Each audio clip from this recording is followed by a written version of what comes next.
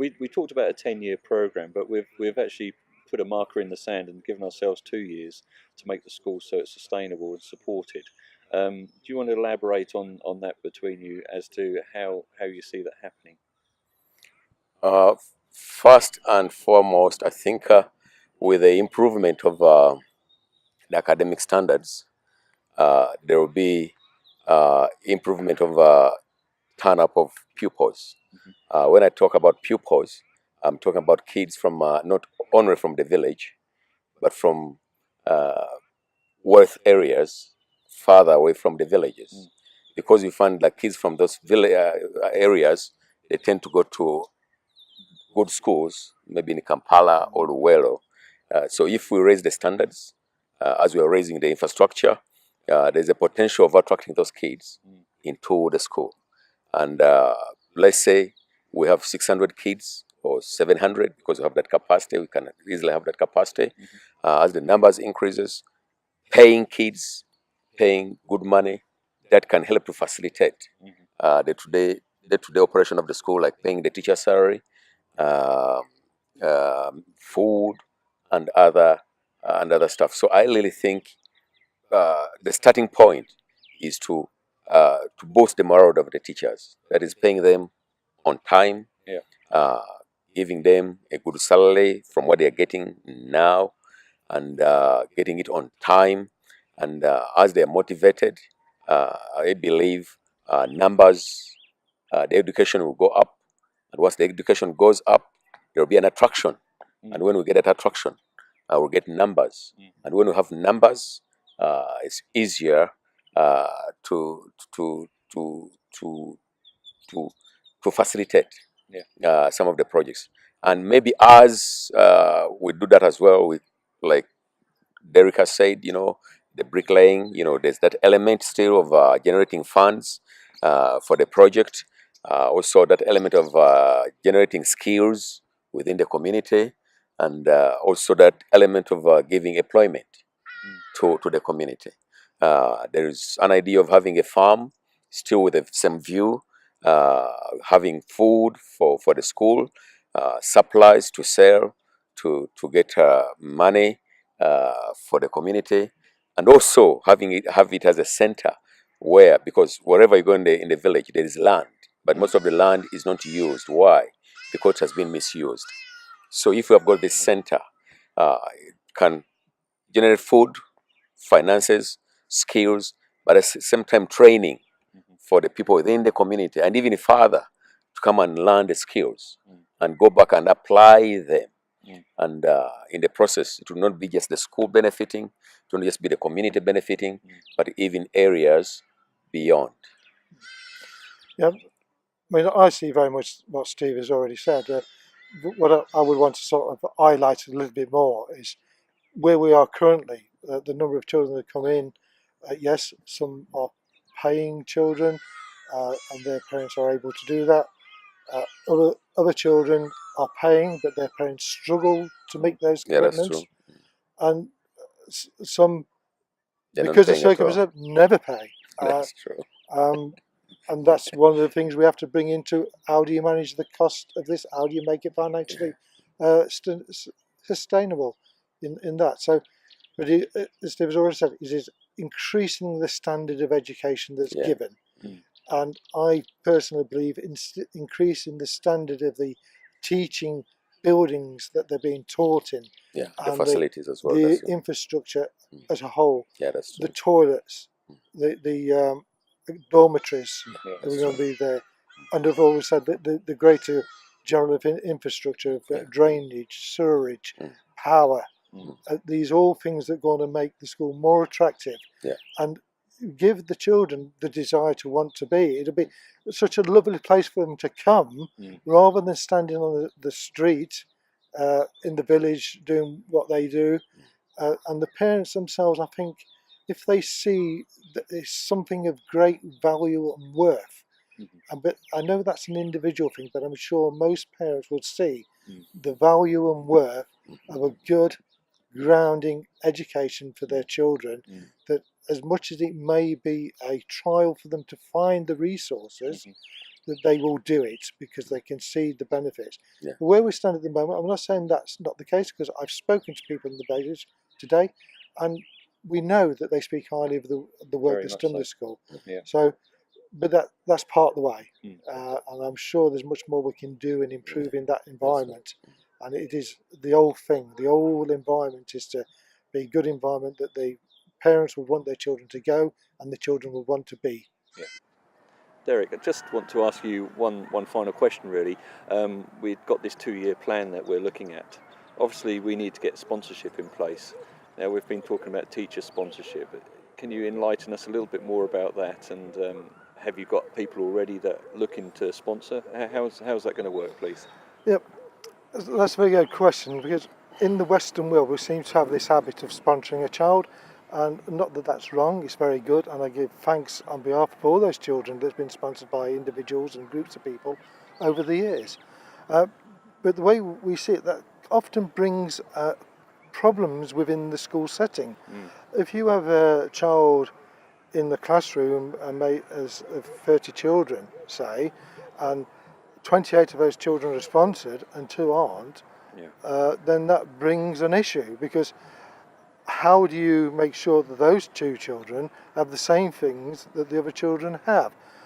And for instance, they have the uniforms, their equipment, they're fed, and of course their education is paid for.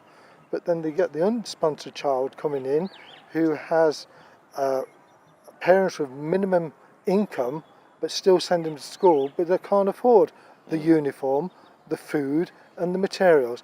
And so you just got to ask yourself a question, how does that make that child feel?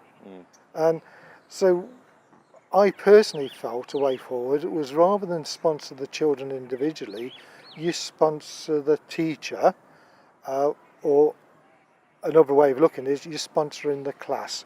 So whatever money is raised for a particular class or teacher, then that money is used for that class. Now, you could use the same argument, say, well, if you get a class that's sponsored and one that isn't, then you've got the same kind of issue. True, you have. But at least that way is, if we end up with that situation, they're all in the same situation in one class and they're in a different class there.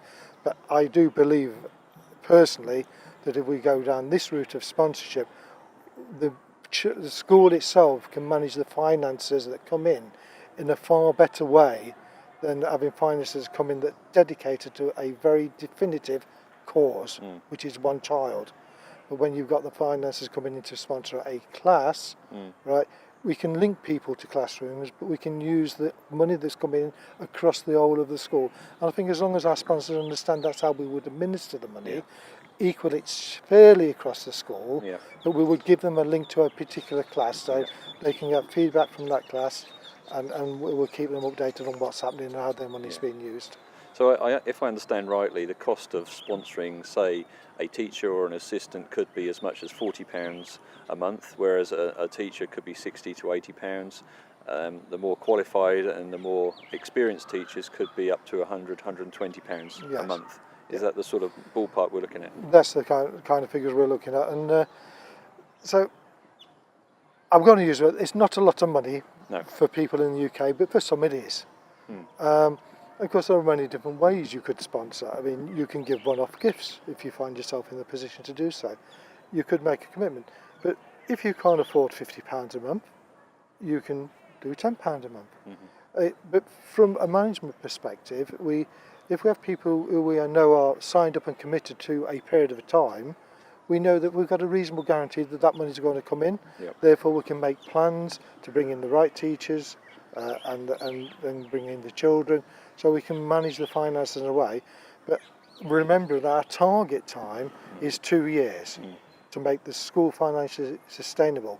But in that time, we've got a lot of building to do, infrastructure-wise, and building and equipment to be put in place, but also recruiting more teachers as more children come in, but also developing the existing teachers we have to bring them to a greater standard. And our design would be that actually we having such a standard of teaching that we will be willing to pay for the best teachers available. So, and that's not to be dismissive of the teachers that we currently have. That's to give them aspiration to become that best teacher that's available by taking the opportunities of training that hopefully we'll be able to provide for them either on site or sending them away. So moving forward, Steve, we obviously have a 10-year sort of plan that we're looking to do. Well, how do you see the next stages? The next stage, I think, or I believe, we need to provide a program where kids from the primary level continue. As of now, we train, we teach, we offer education for kids just to the primary level. We have no program in place to facilitate, to sustain their growth to another level. Indeed, some, they have managed to go on and achieve, but some, due to some handicaps, financially, whatever, after primary 7, that's it. Off to marriage, up to burning charcoal, or off to the life of misery. And now you have got a situation where you have made somebody to think that he is educated, but is not educated. Because difficult enough currently in Uganda to get a job with a university degree. How more difficult it could be to get a job with a primary 7 certificate. Indeed, there are people who have gone on to achieve without much education. But you feel that you could give some more chance to that person. So the feeling is probably after primary, after establishing primary, putting on the structures and everything these people have been talking about, then maybe it could be time to go to the secondary level to provide secondary education. Presently, the nearest secondary school, it is about 12 kilometers away from our school. So either kids have to walk or ride to the secondary school, or they have to walk to the secondary school. Then after secondary school, what next? University, college, where? We may not have the facility to push them to the university, and more so, as I said, just having a university degree is not enough to acquire you a job. Then maybe we think about skill training, usually called vocational, tailoring, electrical, computing, woodwork, engineering, computer. Then in this process, we feel or we think we would have given skills, training to somebody to go out and create a job. And seeing today's Uganda, I think that's the way to go. Teaching skills, somebody, create a job. And I think I would just really agree entirely with everything that Steve said, but just really to bring a little more depth into that is what I see is that as a person is fully trained in a skill, that then not only are they good for any potential employers to take them on because there's an untrained person coming in, but they will probably in many cases have the ability to start their own businesses. Right? So what I also see in part of that, the vocational college, is giving them business management, financial management skills as well. And that's perhaps one of the things that I could personally put a direct thing in, because that's what I do for my clients back in the UK. So, you know, it's easy to start a business and it's very difficult to maintain it going. That's true. And most people fall at the first order because they don't get the financial management in right, they don't manage their time right. So these are all skills that need to be taught as well. So of every part of the syllabus, I would say every student that goes through the vocational college would also be required to go through that. And if they're not going to start their own business, hey, you're going to make them more useful for a potential employer. And also, as a pastor, Robert was introduced as a pastor, one of the dreams is to have a Bible training. You may ask, where does it fall in this dream? No, I believe it does. It does. With the financial skills, physical skills, technical skills, and spiritual skills, indeed, the sky could be the limit. And indeed, you're now looking at this video through a website called readpeople.org. And there's an anagram for read, which is restore, encourage, equip, and disciple. And that's what this whole project is about. It's taking people who have nothing, who are broken, restore them, give them encouragement, equip them with life skills and knowledge, and disciple them in a way to live a good life where they then become benefactors to their own communities. That's true. Yeah, we see this as a long-term commitment, not a short-term fix, because we are interested in the people and not just the project. So it's a matter of us investing into people's lives, enabling and taking them forward and guiding them through to help them succeed. Amen. Well, I just thank you, Steve and Ian, for your time, and I just say thank you to you for watching this video now, and thank you that you found us on the website. And I just ask that there are other clips, you may or may not have already looked at those, but if you find what you said is something in there that resonates to you, I'm sure if you have a look in the clips there might be a particular one with the title that will be more of interest directly to you. So I just ask you to have a look at the other things that's on our website, and if you want more information, by all means, just hit the contact link and we'll be happy to supply that to you. Thank you very much, and again, and don't forget to share this site with your friends and click the like button. Thank you. Thank you very much, viewers. Thank you very much, Ian. Thank you very much, Derek, and all those people who have stood with us throughout these years. Without your support, without your finances, without your prayers, wouldn't be what we are today. We appreciate you. I will love you, and please continue supporting us, because your support, however little it could be, it can cause a change in that kid's life. God bless you. Yeah. And the analogy that I was given when I first started getting involved with this was, there was this small boy on a beach, and the beach was covered in starfish, and this little boy was throwing each starfish back into the sea one by one, and a cynical guy came along and said, "You're never going to save them all."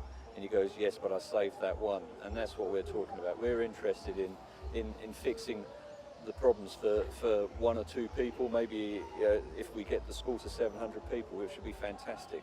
But we're not interested in the massive projects and glory for ourselves. It's being interested in people and showing them the love of God and enabling them to flourish. And we believe we're here to facilitate that. And with your help, we'll be able to do that. So thank you for what you've done. Thank you to those that are already given and those who are about to give. Thank you.